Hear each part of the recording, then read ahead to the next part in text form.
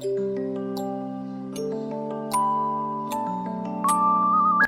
everyone, welcome back to our series on relationships. I'm Mark. Damaris. And again, just for the benefit of kind of where we're coming from, so I'm married to Emma, who some of you may know. I'm not.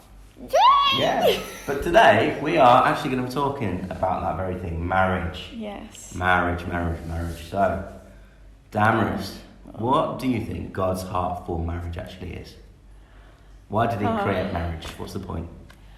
It's funny to just think about that marriage was the first thing, one of the first things that God created. Like after he created the earth and everything else and Adam, he saw Adam and he was like, oh, it's not really nice that he will be by himself for his whole life. So I'll create someone that will help him.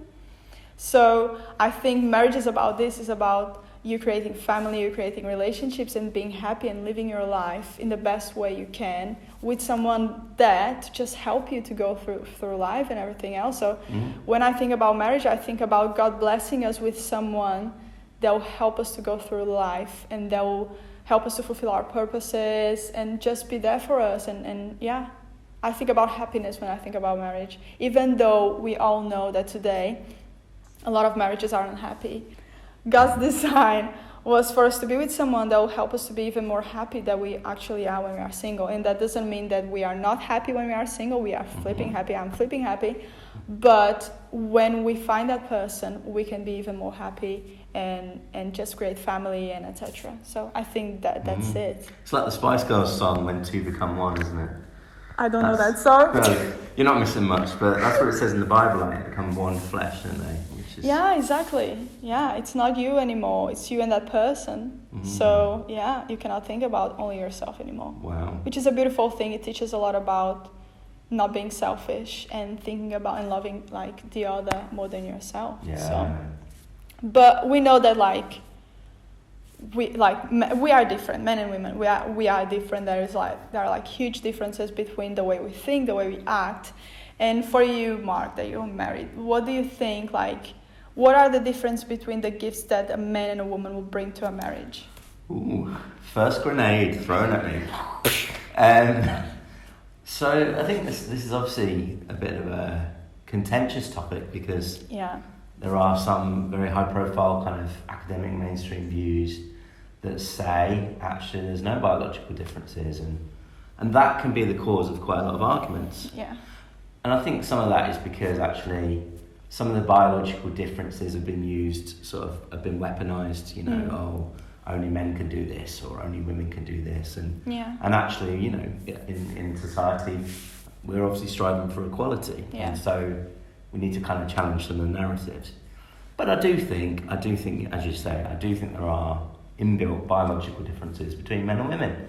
I've got two young boys and I'm sure we've kind of maybe subtly conditioned them, but they're really boyish. They're proper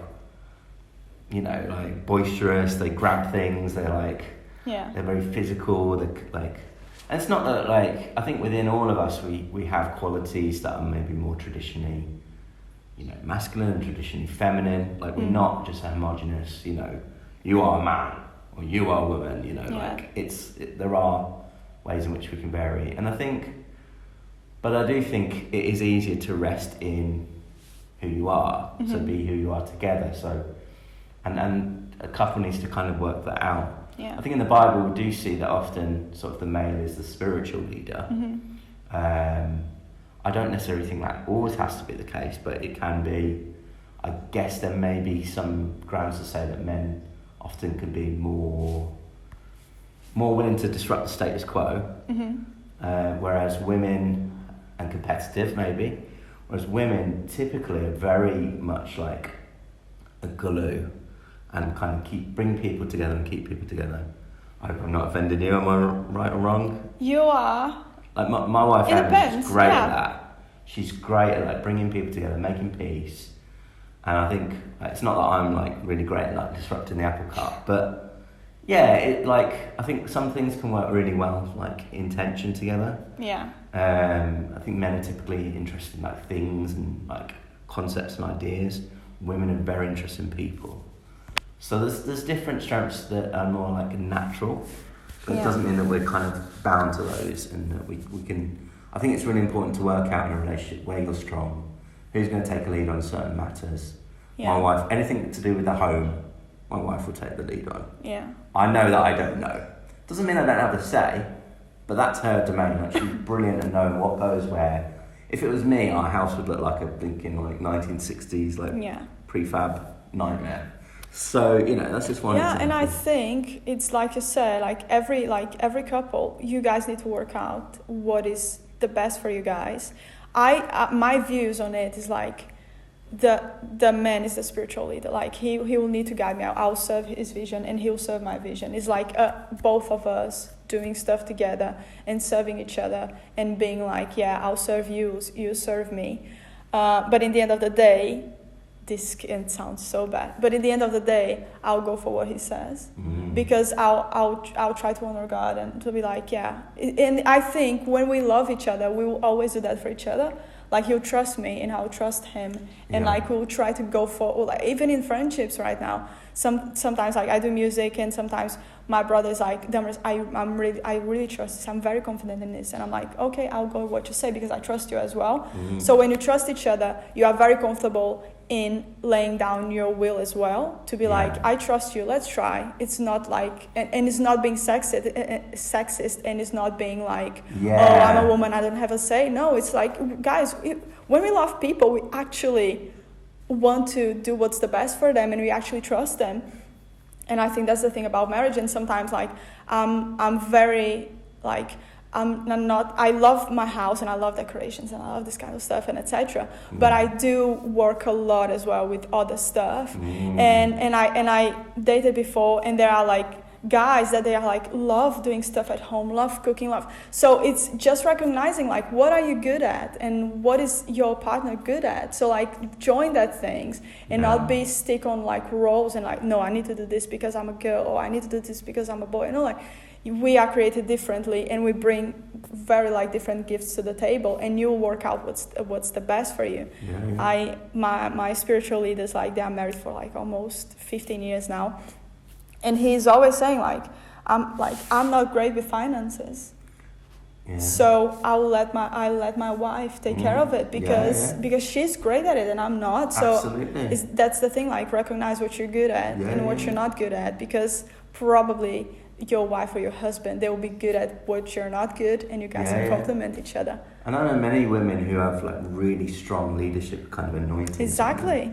And actually, for them making the kind of the final decision, so to speak, that works often for the best. Yeah. I mean, there's this accusation, I think you mentioned it, about the Bible being sexist, and stuff about wives submit to your husbands and stuff like that. But in some ways, I kind of feel actually the Bible does dispute that quite a bit, because there's this bit in Proverbs that's almost talking about like this perfect woman. Yeah. And she's not this like woman that just cooks and cleans. Like she's a woman that has like her own business. She's industrious. She takes care of the poor. It's like blinking. This is a high standard She's woman. Everywhere, yeah. And the wife submit to the husband thing. There's like a condition in there. The man has to submit to Christ and has to be willing to lay down his life and die for her. Yeah. And completely sacrifice everything about himself for her. So that's a high standard for a man. Yeah.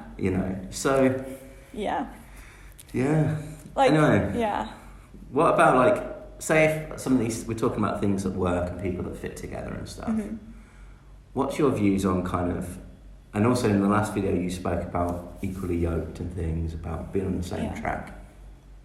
What would you say to someone who may be in a relationship where all this is going wrong? Maybe they're not equally yoked, maybe there's all sorts of stuff going on, and that dreaded D word, divorce, comes up. Yeah. When is a divorce okay? I think that this is very like tough. It depends a lot. There are a lot, like every situation is a different situation. So we need to understand that there are people that they are being abused. They are being like, a lot of things are happening to them. Like they are being cheated on, and etc. etc. etc. And when we see Jesus talking about divorce, and thank God he did it. He said like, that wasn't God's design for us. And I think sometimes we need to think about what is God's design for us. Like, what is the good thing? Like, what did he think about when he created you, when he created me, when he created marriage, when he created this, that?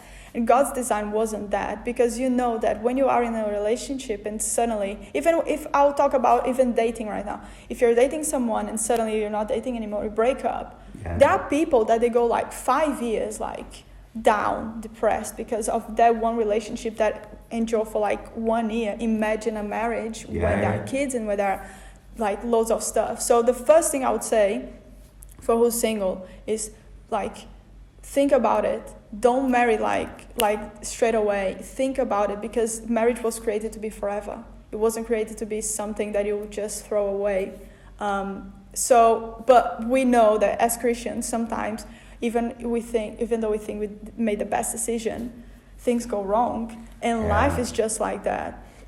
So what I would say to you, if you're married, like I'm not married, but my opinion and my advice for you is like, fight for it.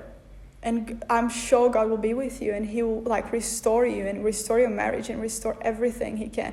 Like, put God in the center of it. Marriage wasn't only about between men and women. We see in the garden, God came every day in the end of the day to chill out and to be with Adam and Eve. Marriage was created to be with God as well. Like, you have God in the center of it and everything works out. So put God in the center of it. Give him the permission to like be inside of your marriage, inside of your relationship, and I'm sure he will restore it. And this is very simple. If you're watching this video right now and you're going through the situation, go to him and say, God, I have no idea what to do. I know that divorce it will be really tough for everyone. It will be a really painful situation, and I know that is not your design. So help me. Come right now, like be in this, do what only you can do and I cannot do anymore. I just give this to your hands and just wait for him and do the practical steps. But if you're in a stage where, nothing can be done anymore and like the person you married is being horrible to you, go for counsel and just talk to people around you. Talk to God and see what's their opinion about it. Don't make a decision by yourself and by your own knowledge and your own situation. Seek people around you, wiser people, older people that know your heart, and like they'll help you to take the best decision on this. But it's not easy. Something that like every situation is a situation, and we need to be kind to people and merciful in like what is going on with you, what's your situation, and not give just a straight answer about it. And I think, marriage is something that's really important to God, and like anything that's really important to God, it comes under attack. Exactly. We see it in mainstream media, like marriage can come under attack a lot. So I think like it's really important to pray for married people, pray for your friends who are married, pray for your parents that are married, pray for your children that might be married. Like, we need to pray for marriage, because there's a lot of challenges in life, and life can be difficult, and we're going to actually address that in our next couple of videos. We've got a video on conflict, so we're going to go through some ways to sort of deal with conflict, because it can be really difficult in a marriage. And also another thing that can be really corrosive and dangerous in a marriage, and dangerous for single people, is lust and is like pornography and things like that. And it's a difficult topic, but we're going to go into it. So those are our next couple of videos on this relationship series, and that'll pretty much end it for now. Down the line we want to do LGBTQ+, but that draws us to a close for today. Any final thoughts or anything, Damaris? No, I just say that, guys, take care, put God in the middle of everything you do. If you're married, if you're single, if you're whatever, just give God the space to be God in your life, and you will find a peace that you'll never felt before. I'm sure of it. So take care. I'll see you very soon. Hope you enjoyed this video. If you enjoy, or if you know someone that is struggling right now with this kind of subjects we spoke about, just share the video with this person. I'm sure that like they will be blessed and etc. So take care. See you soon. Bye bye. See you soon.